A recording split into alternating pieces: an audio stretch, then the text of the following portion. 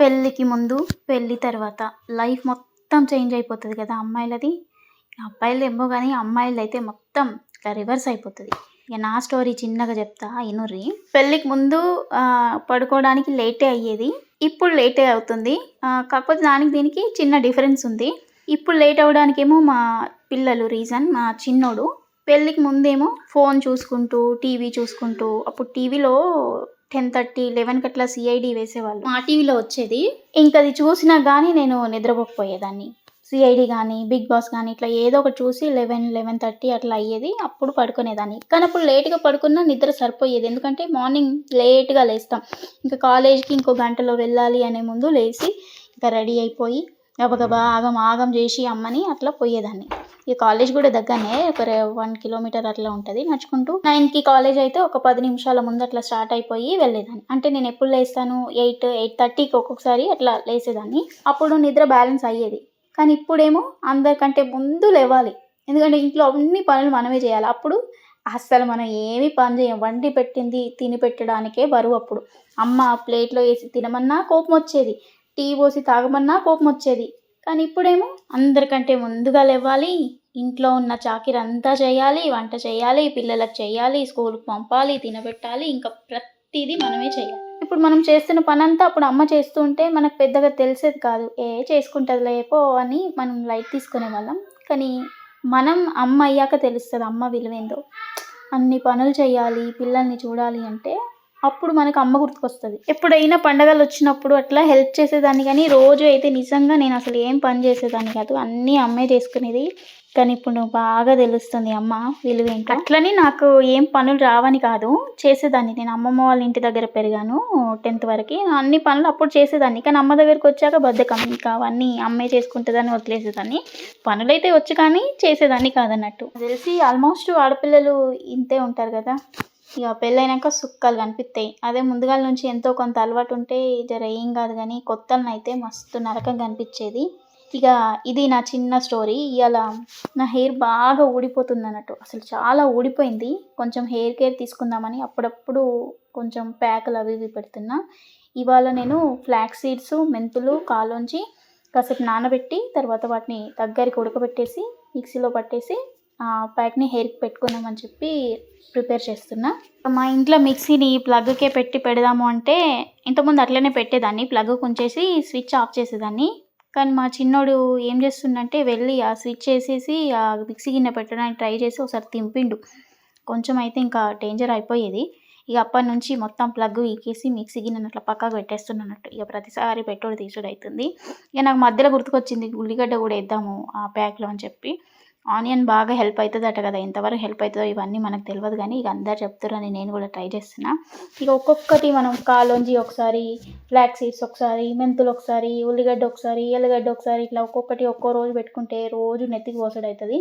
ఇంకా ఉన్న జుట్టు మొత్తం ఊసిపోతుంది కదా. అందుకని చెప్పి ఇవన్నీ ఒక్కసారే కలిపేసి పెట్టేసుకుందామని చెప్పి ఇట్లా ట్రై చేస్తున్నా. మరి హెయిర్ ఉంటుందో ఊసిపోతుందో నాకు కూడా తెలియదు కానీ న్యాచురల్ కాబట్టి ఏం కాదని చెప్పి ధైర్యం చేసి పెడతాను. పెట్టిన ఇంతకుముందు కూడా 1-2 సార్లు. ఇవన్నీ సపరేట్గా పెట్టినా కూడా మళ్ళీ మొఖం అంతా ఇట్లా కారేటట్టు లూజ్గా అయిపోతాయి కదా.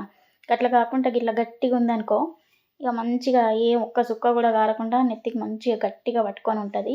ఇక కారుతుందనుకో నాకు అసలు చిరాకేస్తుంది. పెట్టుకున్నంతసేపు ఇక పిచ్చి లేస్తుంది అటు ఇటు కారుతుందనుకో.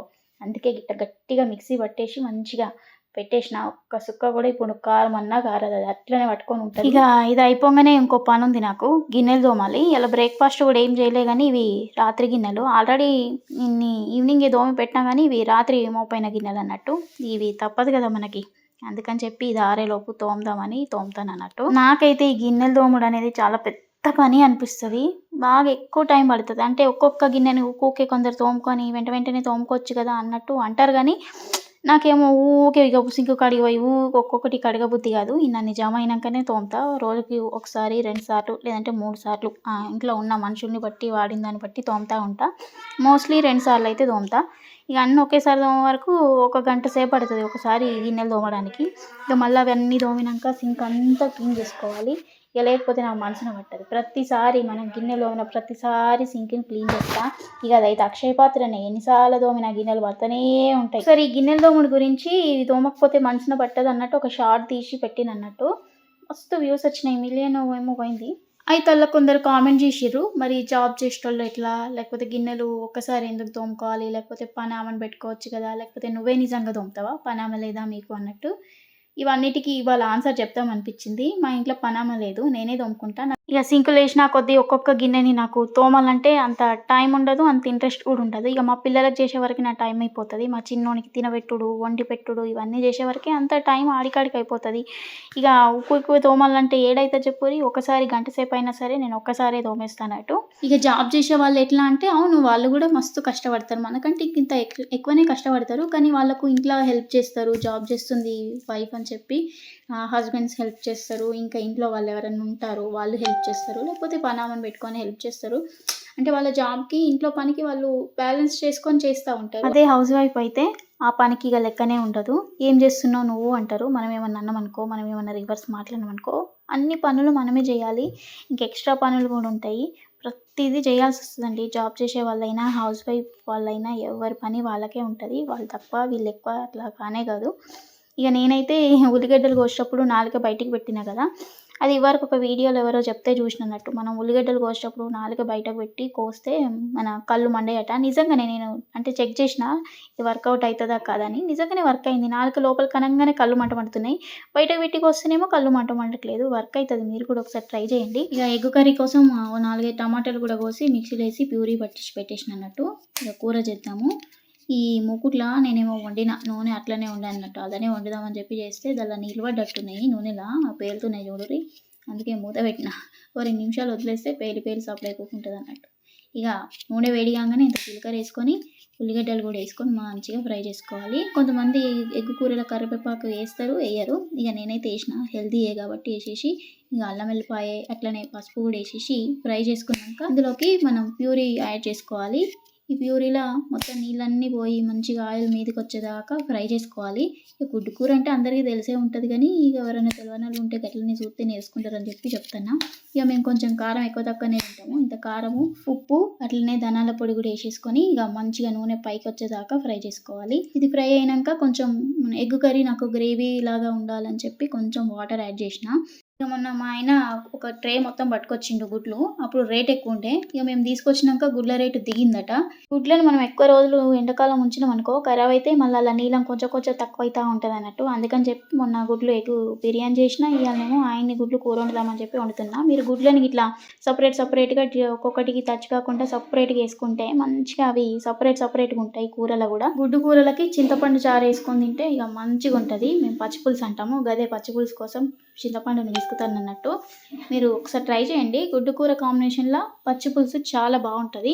ఇక గుడ్లను ఇట్లా మెల్లగా చిన్న మంట మీద ఉడికించుకోవాలి. చిన్నగా అటు ఇటు కదిలిస్తే మాడిపోకుండా ఉంటుంది. మెల్లగా అటు ఇటు కదిలించి మళ్ళీ మూత పెట్టి అవి ఉడకదాకా బాగా మెసిలియద్దు. చిన్నగా కదిలించుకొని మూత పెట్టినాం అనుకో అవి జర గట్టిగా అయినాక మళ్ళీ రివర్స్ చేసుకుంటే అయిపోతుంది. చూసిరు కదా, ఇట్లా వెడల్పు ఉన్న ప్యాన్లా వండుకుంటే ఈ గుడ్డు కూర మంచిగా వస్తుంది.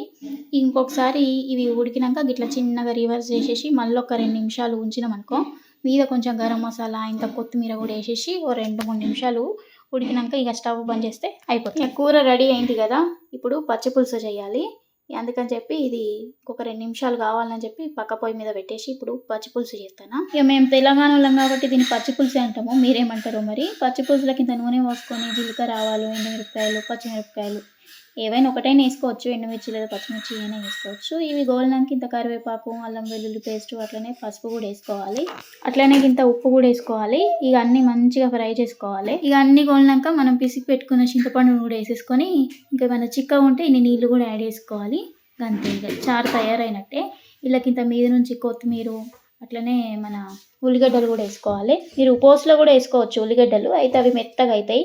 నాకేమో ఒకట్లా కాదు, అన్నంలో ఉల్లిగడ్డలు తినేటప్పుడు అవి కర్రు మనాలన్నట్టు. ఇక గట్ల అయితే ఇష్టం, అందుకని ఇక పని చేసినాక అయినా వేసుకోవచ్చు ఉల్లిగడ్డలు వేసుకున్నాక మళ్ళీ వేడి చేసినాం అనుకో మెత్తగా అయిపోతుంది. అట్లా చేయొద్దు, వేడి చల్లారినాకనైనా వేసుకోవాలి. అట్లయితేనే మంచిగా ఉల్లిగడ్డలు కరకరమంటాయి అన్నట్టు. ఇక అంతే, కూర అయింది, చారు అయింది, అన్నం కూడా అప్పుడే వండేసిన.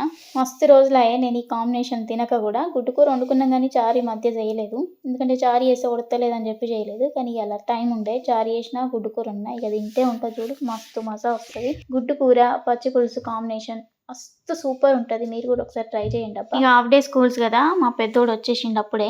నా వంట ఇప్పుడయిందన్నట్టు. స్కూల్ ఉంటేనేమో పొద్దుగాలనే 8 గంటల వరకే కూర, అన్నము, టిఫిను అన్నీ అయిపోతాయి. ఇక స్కూల్ లేదనుకో మార్నింగ్ ఓన్లీ బ్రేక్‌ఫాస్ట్ చేసి పెట్టినన్నట్టు వానికి. ఇక నేను లంచ్ చేసే వరకు ఇంత టైం అయిపోయింది. స్కూల్ లేకపోతే ఇక ఆ పని, ఈ పని, ఆ పని, ఈ పని అని చేసుకొని వంట చేసే వరకు లేట్ అయిపోతది. అదే స్కూల్ ఉంటేనేమో ముందుగాలనే వంట చేస్తాం కదా! తొందరగా అయిపోతాయి. పనులు కూడా దబదబా అయిపోతాయి ఏందో మరి.